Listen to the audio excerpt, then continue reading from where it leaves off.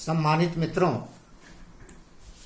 आज हम लोग साक्ष्य अधिनियम के एक बहुत ही इम्पॉर्टेंट टॉपिक को टेकअप करने जा रहे हैं। वो है सर्कमस्टांशियल एविडेंस, परिस्थितिजनक साक्ष्य।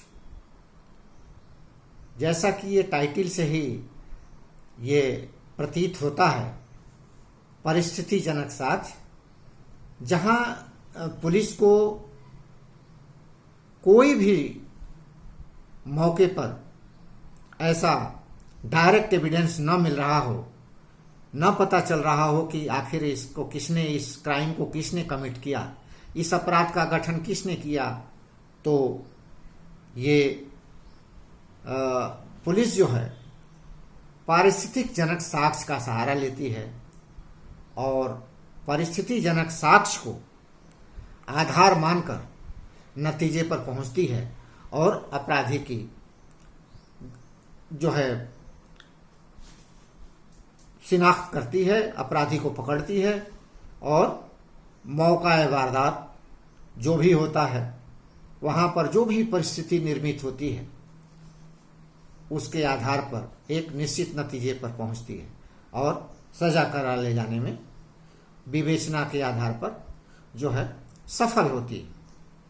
साक्ष्य कितने प्रकार के होते हैं मित्र, पहले ये देख लिया जाए। प्रत्यक्ष साक्ष्य, डायरेक्ट एविडेंस, ये सबसे सुपर क्वालिटी है साक्ष्य की, जो मौके पर किसी ने देखा हो और मौके से कोई ऐसी चीज जो कि बिल्कुल अपने आप जो है सेल्फ एक्सप्लेनेटरी हो, स्वतः वो जो है स्पष्टीकारक हो, अपराध को बयां कर रही हो। दूसरा है परिस्थितिजनक साक्ष्य, जिसे हम लोग अभी डिस्कस करेंगे। तीसरा जो है वास्तविक साक्ष्य, चौथा सुना सुनाया साक्ष्य और पांचवा जो है प्राथमिक साक्ष्य, प्राइमरी एविडेंस, और दूसरा जो है छठा द्वितीयक साक्ष्य, सेकेंडरी एविडेंस। जब प्राथमिक साक्ष्य की उपलब्धता न हो, न्यायालय जो है सेकेंडरी एविडेंस प्लीड करने के लिए अनुमति देती है। तो इस प्रकार जो है सातवां जो है क्रम है मौखिक साक्ष्य और आठवां जो है दस्तावेजी साक्ष्य। साक्ष्य की एक कोटि हो गई। हम लोग जो है परिस्थितिजनक साक्ष्य की बात करेंगे मित्र। परिस्थितिजनक साक्ष्य ऐसे साक्ष्य को कहते हैं जहां की कोई भी डायरेक्ट एविडेंस मौके पर न मिल रहा हो और परिस्थितियां स्वयं में ही एक परिस्थिति या दूसरी परिस्थिति से जुड़ते जुड़ते एक समव्यवहार का निर्माण करती है और जो है अपराध अपने आप जो है उसकी कड़ी जुड़ते जुड़ते एक समव्यवहार बनाती है और जो है इन्वेस्टिगेटर जो है मौके पर इनको जो है लिंक करके एक समव्यवहार बना करके नतीजे पर पहुंचता है। परिस्थितिजनक साक्ष्य के लिए नतीजे पर पहुंचने के लिए मित्र पहला है लास्ट सीन थियरी, अंतिम दर्शन। अपराधी और कल्पिरिट और विक्टिम, इन दोनों का अंतिम दर्शन देखा गया था, कहीं दोनों दिखे थे, दोनों साथ साथ दिखे थे। नंबर 2 पोस्टमार्टम रिपोर्ट, अगर कोई डिसीज्ड है, मृतक है, उसकी शव विच्छेदन पोस्टमार्टम क्रिया होती है। डॉक्टर जो है उस शव को देख करके उसको जो है ये सुनिश्चित करता है कि इसकी जो है मृत्यु किस चीज से कारित की गई है, उसकी चोटें बताती हैं कि किस हथियार से कारित की गई हैं और उसके शरीर की दशा डॉक्टर को ये बताने में मदद करती है कि ये वारदात कितने समय पहले की है। तो इस प्रकार जो है जहां कोई साक्ष्य नहीं होता है तो ये कड़ियां जोड़ करके एक नतीजे पर पहुंचने में सहायक होता है। तीसरा जो है मोटिव भी इसमें मदद करता है। हालांकि मोटिव जो है डायरेक्ट एविडेंस के समक्ष कुछ नहीं होता है, लेकिन जहां पर कोई भी साक्ष्य नहीं है तो मोटिव भी सहारा लिया जाता है कि इन पक्षकारों के मध्य क्या कोई विवाद तो नहीं था, पहले से कोई वैमनस्य तो नहीं था, पहले से कोई दुश्मनी तो नहीं चली आ रही थी। तो यह एक सहारा का माध्यम होता है। चौथा है फॉरेंसिक एविडेंसेस, जैसे हथियार पर जो है अपराधी के अंगुल चिन्ह, फिंगरप्रिंट्स, और लेजिटिमेसी प्रूव करने के लिए जैसे लेजिटिमेसी से जुड़े हुए जो अपराध हैं डीएनए, बैलिस्टिक टेस्ट, हथियार को जो है टेस्ट किया जाता है कि उसमें जो कार्ट्राइज यूज की गई है या हथियार की जो क्षमता है, कितने देर पहले इसमें यूज किया गया है, तो हथियार को दशा देख करके बैलिस्टिक एक्सपर्ट जो है अपनी राय डिलीवर करता है कि अपराध कब कारित किया गया है, कैसे कारित किया गया है, या यह हथियार यूज हुआ है या नहीं हुआ है। पांचवा है video tapes, fingerprints, sound recording, photographs. ये चीजें जो है मदद करते हैं। वीडियो टेप्स जो है आवाज के लिए, और उनकी जो उस समय हो सकता है कि वीडियो टेप्स मिल जाए कि अपराध का जो है वीडियो किसने बनाया हो। फिंगरप्रिंट्स मौके पर मिल जाए। साउंड रिकॉर्डिंग, लोगों की आवाजें मिलें, फोटोग्राफ्स मिलें। तो ये उस नतीजे पर पहुंचने के लिए जहां कोई भी साक्ष्य नहीं है तो इनका सहारा लिया जाता है। स्मोकिंग गन पर्टिकुलर, ये जो गन यूज की गई है हत्या में, मर्डर में, उस गन की जो स्मोकिंग है वो कितने देर पहले की है, उसकी उम्र सुनिश्चित करने के लिए बैलिस्टिक एक्सपर्ट बताएगा उसको। तो इस प्रकार से ये क्ल्यू देते हैं। ये जो है किसी तरह से हमको जो नतीजे पर अपराध का जो है वर्कआउट करना है उसका जो है खुलासा होना चाहिए। तो जहां कोई साक्ष्य नहीं होता है, पारिस्थितिक जनक साक्ष्य में ये चीजें मदद करनी है। एक साक्ष्य अधिनियम का बहुत ही इंपॉर्टेंट सेक्शन है मित्र, सेक्शन 106। सेक्शन 106 ये कहता है कि when a fact is with in the knowledge of a person, अगर कोई तथ्य किसी व्यक्ति के व्यक्तिगत जानकारी में है तो यह सबूत का भार उसी के ऊपर जाता है और वही इस चीज को स्पष्ट करेगा कि ये पर्टिकुलर स्थिति कैसे है। उदाहरण के लिए एक व्यक्ति के घर में एक मृतक की लाश पाई जाती है, ये व्यक्ति वही बताएगा कि इसकी मृत्यु इन हथियारों से कारित की गई है, किसने मारा है, और मारने के उपरांत ये लाश यहाँ पड़ी है, आप बताइए कि लाश ये मर्डर कैसे हुआ है। तो जो पर्टिकुलर फैक्ट जो है किसी व्यक्ति विशेष की जानकारी में रहता है, ये दायित्व उसका बनता है कि वो बताए। मित्र, सबसे पहले सर्कमस्टांशियल एविडेंस को सर जेम्स स्टीफेन ने यूज किया था, और सर जेम्स स्टीफेन कानून की दुनिया के बहुत बड़े ही विद्वान थे और बहुत बड़े इन्वेस्टिगेटर थे। इन्होंने जो जो चीजें ईजाद की हैं आज भी एक माइलस्टोन की तरह ये अपराध की दुनिया में आज भी स्थित है। सर जेम्स स्टीफन सर का कहना है कि circumstantial evidence are relevant to the other fact whose existence can prove by the existence of other fact। Sir James Stephen साहब का कहना है कि किसी पर्टिकुलर तथ्य का अस्तित्व किसी अस्तित्वान तथ्य से सुसंगत होना चाहिए। एक बार फिर मैं कह रहा हूं, जिसका अस्तित्व किसी अन्य अस्तित्वान तथ्य से सुसंगत होना चाहिए, रेलिवेंट होना चाहिए।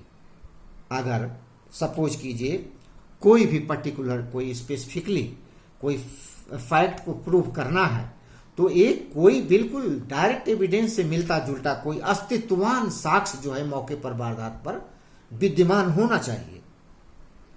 Circumstantial evidence is also known as indirect evidence.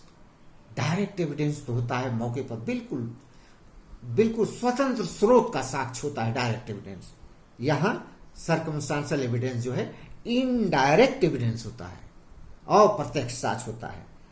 और ये अनरिलेटेड चेन को ये कहते हैं, circumstantial evidence is also known as indirect evidence is an unrelated chain of events which when put together formulate circumstances leading to the commission of crime and can be used to derive a conclusion। Circumstantial evidence की ये प्रकृति होती है कि ये indirect evidence होता है और इसकी अनरिलेटेड चेन, एक दूसरे से असंबद्ध बिना मिलती जुलती असमान चेन को जब एक दूसरे से लिंक किया जाता है तो ये सर्कमस्टांसेस का निर्माण करती है। और ये सर्कमस्टांसेस जो है लीड करता है किसमें, commission of crime can be used to derive a conclusion. एक अपराध के सुनिश्चितीकरण के लिए और एक अपराध के घटक के रूप में ये जो है जुड़ी हुई चेन जो डिलिंक्ड नहीं होनी चाहिए, इसकी चेन जो है हमेशा जो है जुड़ी होनी चाहिए। कहीं से चेन टूटी, परिस्थितिजनक साक्ष्य जो है संदेह के घेरे में आ जाएगा। Conviction, if based on circumstantial evidence, require an unbreakable link between the criminal and the following condition are required। ये राज वर्सेस जेंड के एक मुकदमा आया था मित्र, बहुत ही इंपॉर्टेंट मुकदमा है। इसमें कोर्ट ने हेल्ड किया conviction is based on circumstantial evidence require an unbreakable link of the circumstances. ये चेन जो है बिल्कुल टूटनी नहीं चाहिए, अनब्रेकेबल होनी चाहिए, और क्रिमिनल एंड द क्राइम के बीच में इसका जो है जो लिंक है वो बिल्कुल स्टेबल होनी चाहिए। Circumstances from which guilt is established are required to be proved and impenetrable. जो सर्कमस्टांसेस हैं जिससे अपराध का गठन इस्टेब्लिश किया जाना है, सुस्थापन किया जाना है, वो बिल्कुल and should form A link, वो बिल्कुल एक लिंक बनाए और between the criminal and the commission of offence, अपराध के घटन में और अपराधी के बीच उसको लिंक को बिल्कुल सुस्थापित होना चाहिए। इस प्रकार से सर्कमस्टांशियल एविडेंस के बारे में ऐसा बताया गया है कि to be proved and impenetrable, अभेद्य होना चाहिए, उसको भेदा नहीं जाना चाहिए, भेदा न जा सके। भेदा नहीं जा सके मीन्स कि उसकी चेन स्ट्रांग हो, एक दूसरे से जुड़ी हो और एक सर्कमस्टांसेस का निर्माण कर रही हो जिससे किसी अपराध के नतीजे पर पहुंचने में ठीक से प्रॉपर जो है मदद मिले, सहायता मिले। Circumstantial evidence should retain moral certainty and there should be no scope of any hypothesis। यहाँ पर ये जो सर्कमस्टांशियल एविडेंस की जो चेन है वो बिल्कुल मॉरल सर्टेनिटी पर बेस्ड हो, और ये बहुत ध्यान देने की चीज है मित्र, there should not be scope of any hypothesis. यहाँ पर किसी भी परिकल्पना का कोई स्थान नहीं है। परिकल्पित कानून वैसे ही परिकल्पना पर नहीं चलता है। कानून जो है स्टेट वे कानून देखता है। कानून जो है मॉरलिटी, परिकल्पना का कोई भी अवयव उसमें शामिल नहीं होता है। डायरेक्ट वे स्टेबल एक फैक्ट लॉ का होना चाहिए, न कि मॉरलिटी और किसी हाइपोथेसिस का। Siddharth Vashishtha versus Manu Sharma versus state of NCT national capital territory of Delhi, ये मनु शर्मा का केस एक आया था मित्र, जिसमें जेसिका लाल मर्डर केस हुआ था। जेसिका लाल मर्डर बार में एक बिल्कुल सामान्य परिवार की लड़की अपनी परिस्थितियों बस शराब परोसने का काम करती थी। वो लड़की जो है रात 2 बजे उसका मर्डर कर दिया जाता है। मर्डर करने के बाद बहुत कोई डायरेक्ट एविडेंस बचता नहीं है। जो डायरेक्ट एविडेंस भी थे उन्होंने भी विटनेस बॉक्स में प्रोसिक्यूशन को सपोर्ट नहीं किया। परिस्थितियों की चेन जो है लिंक की गई।